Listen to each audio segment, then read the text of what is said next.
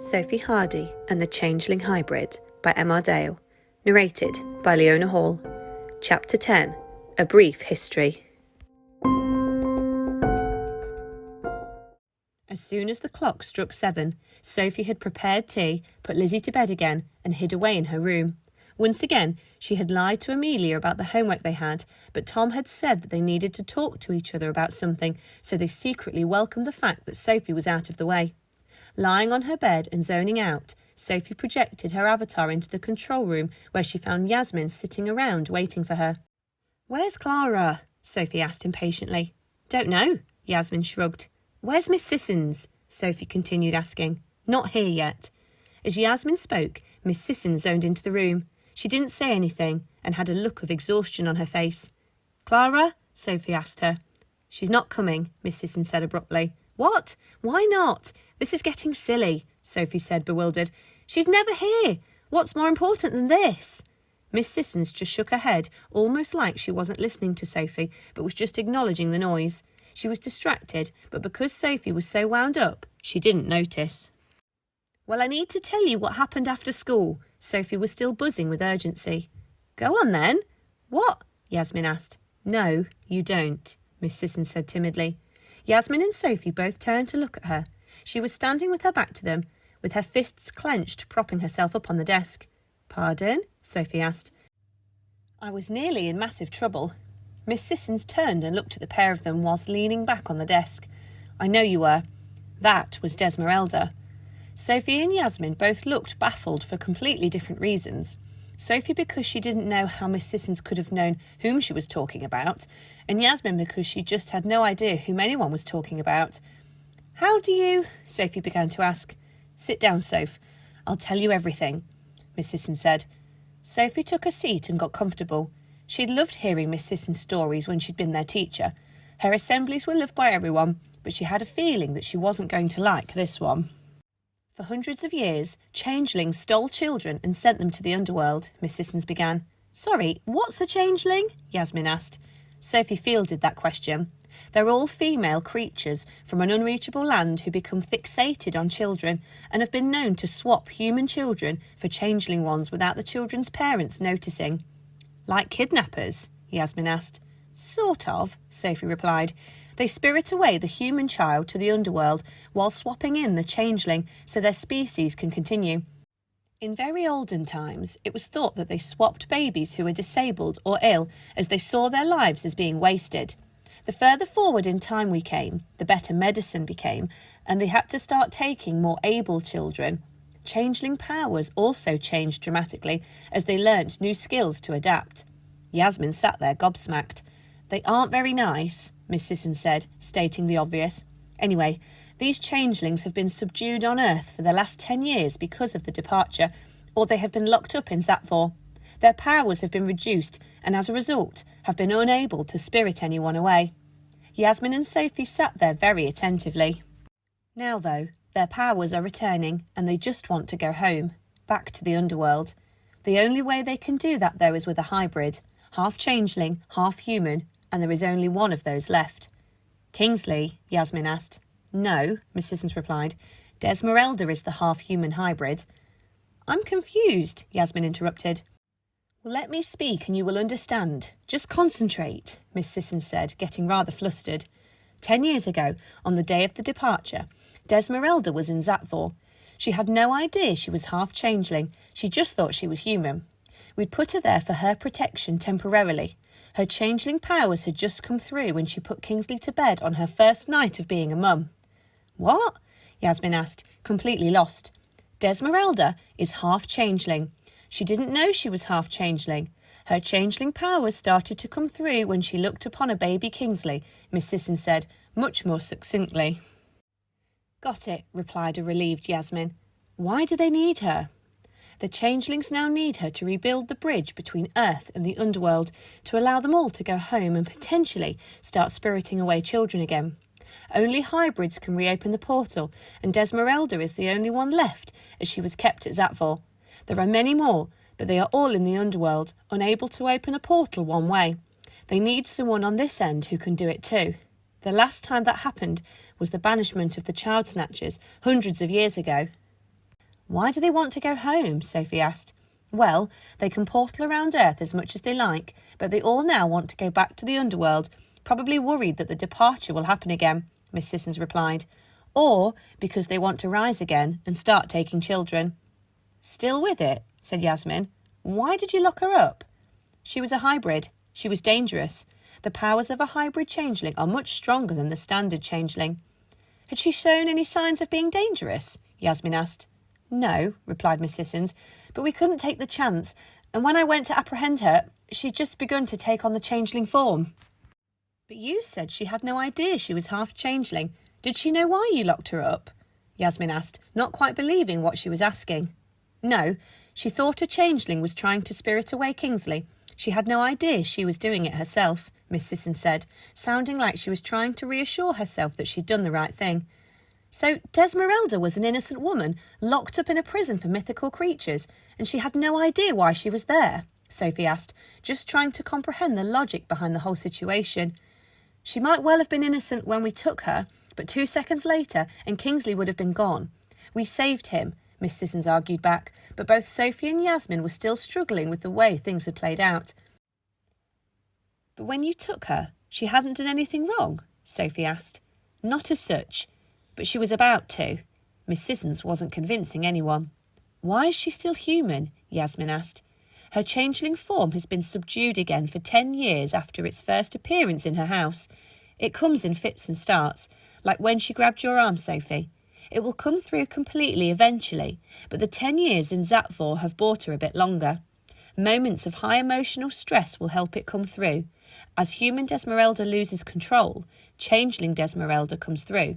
Her memories will be all over the place. Her human form won't fully remember anything other than snippets that aren't complete, and vice versa. Sophie recalled what Desmeralda had told her. She wants to talk to you, she said to Miss Sissons. I'm sure she does, but her changeling form will spirit me away to the underworld as soon as look at me. You did well not to be spirited away by her after school. I think she deserves the chance to be spoken to, Yasmin concluded. In her eyes, you've done something horrible.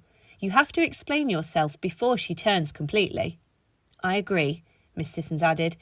We have to get to her before the changelings do as well. They will tease out the full changeling in her, and Desmeralda will be lost forever to the underworld, as these changelings seem to be in a rush to get home. Wouldn't that solve everything? Sophie asked, thinking out loud. Yes, if you can live with handing over a human life to a bunch of mythicals that will use her as a means to get what they want. That and the changelings will no doubt want to take millions of human children with them to make up for the last goodness knows how many years, Miss Sissons said bluntly. Not a million miles away from what you did, Sophie said flippantly. Miss Sissons could do nothing but nod. She didn't entirely disagree with Sophie. How do we get her to talk to you without simply spiriting you away or going full changeling? We can't talk to her, can we? Yasmin asked, rescuing the awkward situation. To Sophie, the answer was obvious. Avatar, she suggested. Yes, but where? I can't just zone into school. If Desmeralda goes full changeling on me, children could be caught in the crossfire, and then I'm fine, but they're in the underworld. Miss Sissons had a point, and Sophie knew it. I may have something else which wouldn't put the lives of children at school at risk. Give me until tomorrow, Miss Sissons explained. So, what do you want us to do? Yasmin asked. Go to school as normal. I'll let you know when I have a time and a place. Miss Sissons seemed a bit surer of herself. What about Clara? Yasmin pondered. She's not here. She misses out, Sophie mumbled to herself. Sophie Hardy, Miss Sissons snapped at her. Sophie knew she was in trouble, as Miss Sissons never snapped, and she certainly never full-named her. I told you, she needs some time. Leave her alone, Miss Sissons said, still making the same case she was doing earlier. But I'm her cousin. I can help, Sophie argued back. She will ask for you when she needs you. You have to respect her wishes, Miss Sissons replied in a lot calmer tone. Sophie understood that Clara was going through something that meant she needed space, but this was huge here at Scope. Why wasn't she as enthralled by this as Sophie? Surely whatever she was doing at home could wait until after this was over. How can we just go to school? Desmeralda knows who Sophie is, and all she would need to do is spirit her away, or if Kingsley flips out in class again, he could do it, Yasmin explained. Think about it, Yaz. That's an easy one to solve. It won't save everyone, but it will protect you if that did happen, Miss Sisson said, looking bewildered at the fact that Yasmin hadn't solved that problem herself. Sophie furrowed her brow for a second and then realised what Miss Sissons meant. They would have to zone into school and not physically be there, something Miss Sissons had strictly prohibited unless there was an emergency, and here was said emergency. The three agreed that the girls would take precautions, allowing them to go to school tomorrow, while Miss Sissons thought of a way to meet with Desmeralda that didn't involve her going to school. She had told the girls that Mrs. Tabard would lynch her for disappearing as she'd done.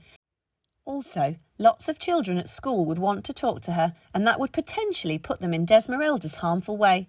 So it was too risky for her to just turn up at school, and she couldn't just change her face like Dale Nathan had done for all those years, because Desmeralda wouldn't recognise her. Before zoning back into her bedroom, Sophie decided she wanted to know more about what Clara was up to. Her curiosity had turned into concern, so she zoned into Clara's bedroom. Lying on her bed, much like she had done when Sophie had found her 6 weeks ago, Clara appeared to be asleep, but was zoned out. "Where are you?" Sophie asked, not expecting a response.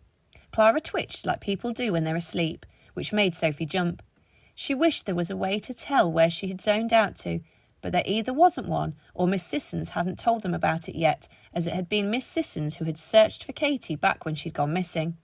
Sophie scanned Clara's room for any clue as to where she might have gone.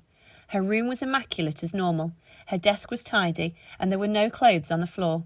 It wasn't a normal bedroom for a 10-year-old. Determined that she was missing something, Sophie sighed in resignation. There was nothing here for her. Her cousin wasn't leaving a trail of what she was up to. Sophie guessed that she was just going to have to wait to be told, and so zoned back into her bedroom where she could hear shouting from the other room. Her mum and dad argued occasionally. What kind of married couple didn't? But she hadn't heard them shouting at each other before. She could make out the odd word or sentence. "We can't afford it," Tom shouted. "I can't get a job," Amelia slurred back. Something strange was happening around Sophie, and she didn't like it. Her mum and dad were arguing worse than normal. Clara wasn't talking to her, and Miss Sissons hadn't been telling the whole truth. What was going on with the people in her life? For a brief second, Sophie wondered if it was her. She quickly put this thought to one side, though, when it dawned on her that Clara wasn't talking to Yasmin either, and Miss Sissons hadn't been completely straight with her or Yasmin. Right now, it was Yasmin keeping her sane. That didn't explain her mum and dad, though.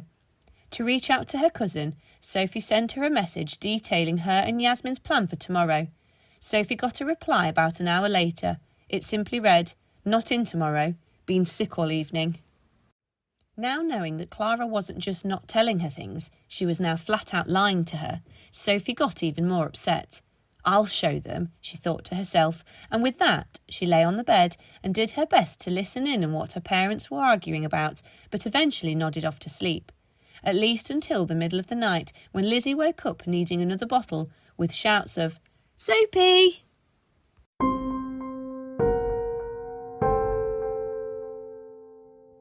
The Sophie Hardy Saga was written and produced by Emma Dale and narrated and produced by Leona Hall. If you enjoyed it and would like to continue to follow the adventures of Sophie and her friends in coming episodes, then please subscribe through one of the many podcast providers out there. The links for each of these can be found on our website. If you require more information, visit our many social media channels, or if you would like to purchase a hard copy of the book, then be sure to check out www.sophiehardysaga.com. Thank you for listening, and we hope you enjoy.